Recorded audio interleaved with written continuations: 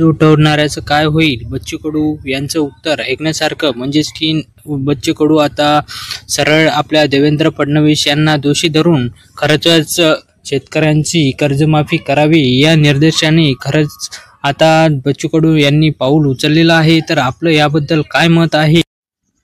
सरकारने आमची बनवाबनवी करू नये हे आता बच्चू कडू यांनी सरकारला दाखवून दिलेलं आहे आणि सरकारची आमची बनवाबनवी करू नये याचा सरकारला इशाराही दिलेला आहे आणि सरकार काही सांगायला तयार नाही हेही बच्चू कडूंनी सरळ थेट देवेंद्र फडणवीसला इशारा केलेला.